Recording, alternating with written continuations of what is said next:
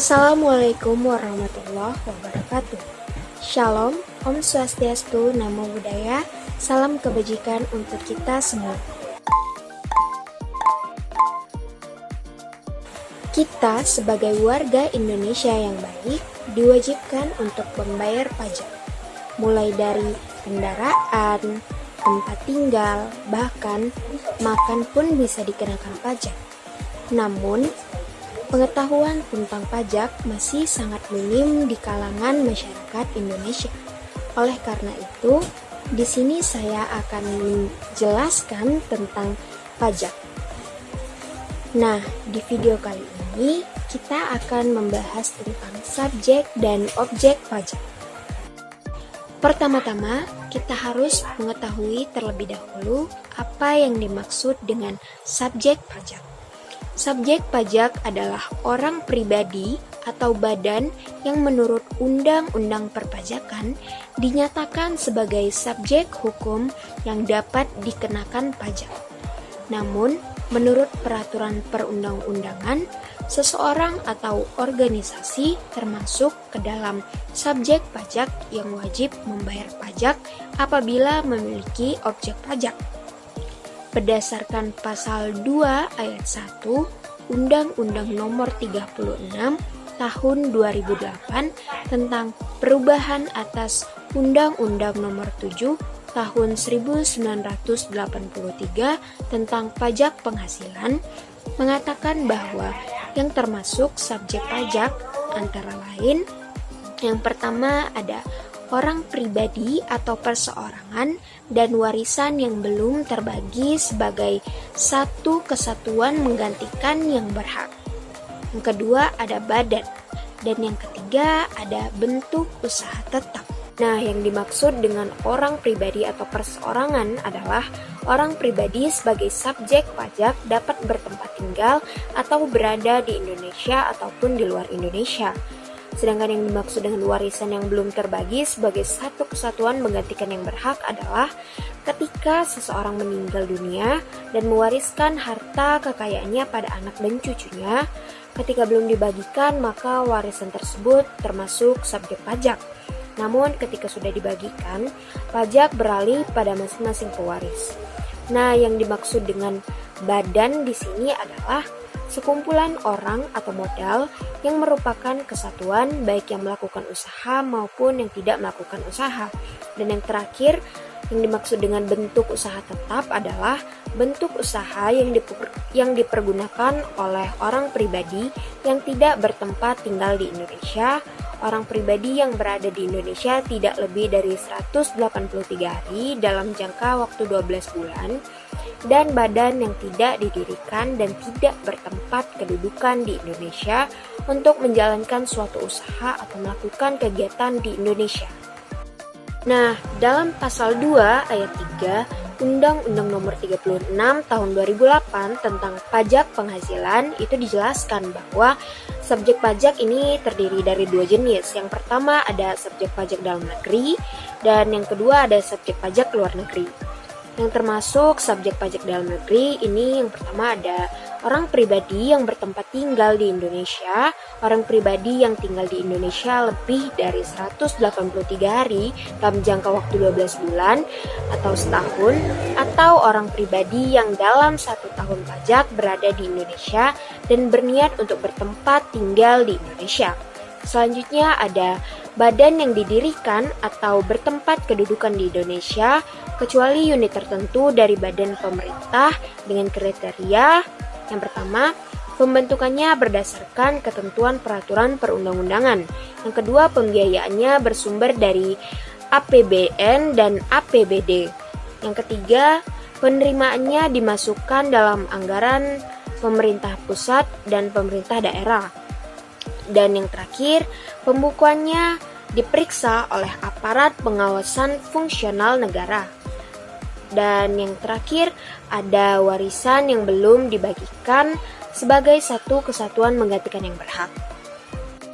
Nah, selanjutnya kita masuk pada subjek pajak luar negeri. Yang pertama ada orang pribadi yang tidak bertempat tinggal di Indonesia, orang pribadi yang berada di Indonesia tidak lebih dari 183 hari dalam jangka waktu 12 bulan, dan badan yang tidak didirikan dan tidak bertempat kedudukan di Indonesia yang menjalankan usaha atau melakukan kegiatan dalam bentuk usaha tetap di Indonesia. Dan yang kedua ada orang pribadi yang tidak bertempat tinggal di Indonesia. Orang pribadi yang berada di Indonesia tidak lebih dari 183 hari dalam jangka waktu 12 bulan, dan badan yang tidak didirikan dan tidak bertempat kedudukan di Indonesia yang dapat menerima atau mendapatkan penghasilan dari Indonesia tidak dari menjalankan usaha atau melakukan kegiatan melalui bentuk usaha tetap di Indonesia. Nah, selanjutnya kita masuk pada apa saja yang tidak termasuk dalam subjek pajak. Ini diatur dalam pasal 3 ayat 1 Undang-Undang Nomor 36 Tahun 2008 tentang pajak penghasilan. Yang pertama ada kantor perwakilan negara asing. Yang selanjutnya ada pejabat-pejabat perwakilan diplomatik dan konsulat atau pejabat-pejabat lain dari negara asing dan orang-orang yang diperbantukan kepada mereka yang bekerja pada dan bertempat tinggal bersama-sama mereka dengan syarat bukan warga negara Indonesia dan di Indonesia tidak menerima atau memperoleh penghasilan di luar jabatan atau pekerjaannya tersebut, serta negara bersangkutan memberikan perlakuan timbal balik. Nah, yang terakhir ada organisasi-organisasi internasional, dapat juga perusahaan multinasional dengan syarat yang pertama, Indonesia menjadi anggota organisasi tersebut. Yang kedua, ada tidak melanjutkan usaha atau kegiatan lain untuk memperoleh penghasilan dari Indonesia selain memberikan pinjaman kepada pemerintah yang dananya berasal dari iuran para anggota. Yang terakhir, ada pejabat-pejabat perwakilan organisasi internasional sebagaimana dimaksud pada huruf C, dengan syarat bukan warga negara Indonesia dan tidak menjalankan usaha, kegiatan atau pekerjaan lain untuk memperoleh penghasilan dari Indonesia. Organisasi internasional yang tidak termasuk subjek pajak sebagaimana yang dimaksud pada ayat 1 huruf C ditetapkan dengan keputusan Menteri Keuangan. Nah, selanjutnya kita masuk pada objek pajak. Menurut pasal 4 ayat 1 Undang-Undang Nomor 36 Tahun 2008, yang dimaksud dengan objek pajak adalah penghasilan atau disebut juga setiap tambahan kemampuan ekonomis yang diterima atau diperoleh wajib pajak, baik yang berasal dari Indonesia maupun dari luar Indonesia, yang dapat dikonsumsi atau meningkatkan harta kekayaan wajib pajak yang bersangkutan dengan nama dan dalam bentuk apapun, termasuk yang pertama penghasilan karena pekerjaan atau jasa, gaji, upah, tunjangan, honorarium, komisi, bonus, gratifikasi, uang pensiun dan imbalan lainnya, terkecuali ditentukan dalam undang-undang. Yang kedua ada hadiah undian, yaitu hadiah dari pekerjaan atau kegiatan dan hadiah penghargaan. Yang ketiga ada laba usaha. Yang keempat ada keuntungan penjualan atau keuntungan dari pengalihan harta. Yang kelima ada keuntungan karena pengalihan harta kepada perseroan, persekutuan, dan badan lainnya sebagai pengganti saham atau penyertaan modal. Yang keenam ada keuntungan yang diperoleh karena adanya pengalihan harta kepada para pemegangnya, saham, sekutu, atau anggota yang diperoleh perseroan, persekutuan, dan badan lainnya seperti keuntungan likuidasi, keuntungan penggabungan, keuntungan peleburan, keuntungan pemekaran, keuntungan pemecahan, keuntungan pengambil alihan usaha atau reorganisasi dengan nama dan dalam bentuk apapun. Selanjutnya, keuntungan dari pengalihan harta berupa hibah, bantuan, atau sumbangan, kecuali yang diberikan kepada keluarga sedarah dalam garis keturunan lurus 1 derajat dan badan keagamaan, badan pendidikan, badan sosial termasuk yayasan, koperasi atau orang pribadi yang menjalankan usaha mikro dan kecil yang kekuatannya diatur lebih lanjut dengan Peraturan Menteri Keuangan. Sepanjang tidak ada hubungan dengan usaha, pekerjaan, kepemilikan atau penguasaan di antara pihak-pihak yang bersangkutan. Selanjutnya ada keuntungan dari penjualan atau pengalihan sebagian atau semuanya dari hak penambangan, tanda turut serta dalam pembiayaan atau permodalan dalam perusahaan pertambangan. Dan yang terakhir ada penerimaan kembali pembayaran pajak yang sudah dibebankan menjadi biaya dan pembayaran tambahan dari pengambilan pajak. Yang ketujuh ada bunga termasuk premium, diskonto, dan imbalan karena jaminan pengembalian utang. Yang kedelapan ada dividen termasuk yang diberikan perusahaan asuransi kepada pemegang polis dan pembagian SHU atau sisa hasil usaha koperasi. Yang kesembilan ada royalti atau imbalan atas penggunaan hak. Yang kesepuluh ada sewa dan penghasilan lain yang berhubungan dengan penggunaan harta. 11. Penerimaan atau perolehan pembayaran berkala. Yang ke-12, keuntungan yang diperoleh karena pembebasan utang kecuali sampai dengan jumlah tertentu yang ditetapkan dengan peraturan pemerintah. 13. Keuntungan selisih kurs mata uang asing. 14. Selisih lebih karena penilaian kembali aktiva. 15. Premi asuransi. 16. Iuran yang diterima atau diperoleh perkumpulan dari anggotanya yang terdiri dari wajib pajak yang menjalankan usaha atau 17. Tambahan kekayaan neto yang berasal dari penghasilan yang belum dikenakan pajak. 18. Penghasilan dari usaha berbasis syariah. 19. Imbalan bunga sebagaimana dimaksud dalam undang-undang yang mengatur mengenai ketentuan umum dan tata cara perpajakan. Dan yang terakhir ada surplus Bank Indonesia. Nah, selanjutnya ada juga yang tidak termasuk dari objek pajak.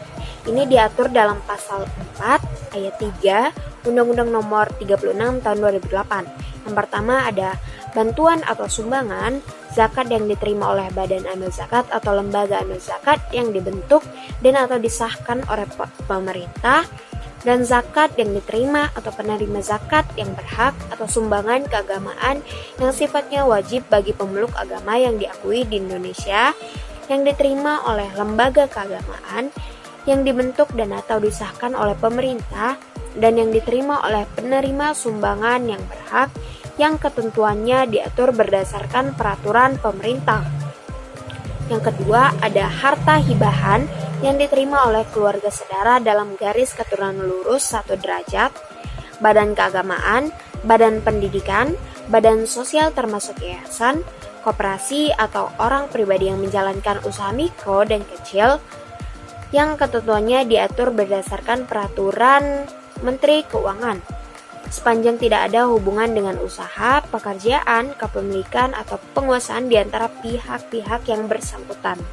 Yang ketiga ada warisan. Yang keempat ada harta termasuk setoran tunai yang diterima oleh badan sebagai pengganti saham atau sebagai pengganti penyertaan modal. Yang kelima ada imbalan sehubungan dengan pekerjaan atau jasa yang diterima dalam bentuk natura atau kenikmatan. Yang keenam ada pembayaran dari perusahaan asuransi kepada orang pribadi sehubungan dengan asuransi kesehatan, asuransi kecelakaan, asuransi jiwa, asuransi dwiguna, dan asuransi beasiswa. Yang ketujuh ada dividen atau laba yang diterima PT atau perseroan terbatas sebagai wajib pajak dalam negeri, koperasi, BUMN atau BUMD dari penyertaan modal pada badan usaha yang didirikan dan berkedudukan di Indonesia dengan syarat. Dividen berasal dari cabangan laba yang ditahankan. Bagi PT BUMN dan BUMD yang menerima dividen, kepemilikan saham pada badan yang memberikan dividen minimal 25% dari jumlah yang disetor. Yang kedelapan ada iuran dari dana pensiun yang pendiriannya telah disahkan Menteri Keuangan, baik yang dibayar oleh pemberi kerja maupun pegawai. 9. Penghasilan dari modal yang ditanamkan oleh dana pensiun sebagaimana dimaksud pada huruf G dalam bidang-bidang tertentu yang ditetapkan dengan keputusan Menteri Keuangan. Yang ke-10, bagian keuntungan atau laba yang diterima para anggota dari perseteruan komanditer di mana modal yang disetorkan tidak dibagikan atas saham-saham, persekutuan, perkumpulan, firma, dan kongsi termasuk pemegang unit penyertaan kontrak investasi kolektif. 11. Ada penghasilan yang diterima atau diperoleh perusahaan modal Ventura berupa bagian laba dari badan pasangan usaha yang didirikan dan menjalankan usaha atau kegiatan di Indonesia dengan syarat badan pasangan usaha tersebut perusahaan UMKM atau mikro, kecil, dan menengah atau yang menjalankan kegiatan dalam sektor-sektor usaha yang diatur dengan atau berdasarkan peraturan Menteri Keuangan. Sahamnya tidak diperdagangkan di Bursa Efek di Indonesia. 12. Beasiswa yang memenuhi persyaratan tertentu yang ketentuannya diatur lebih lanjut dengan atau berdasarkan peraturan Menteri Keuangan.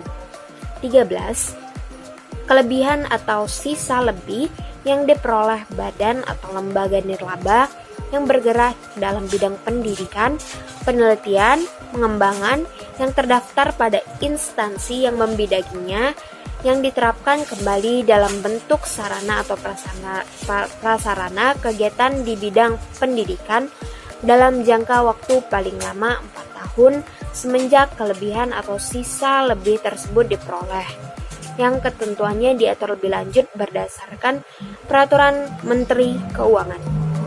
14. Ada bantuan atau santunan yang dibayarkan oleh badan penyelenggara jaminan sosial kepada wajib pajak tertentu yang ketentuannya diatur lebih lanjut dengan atau berdasarkan peraturan Menteri Keuangan. Itulah penjelasan tentang materi subjek dan objek pajak. Jika ada salah kata, saya mohon maaf terlebih dan kurang. Wabillahi taufik wal hidayah. Wassalamualaikum warahmatullahi wabarakatuh. Semoga bermanfaat.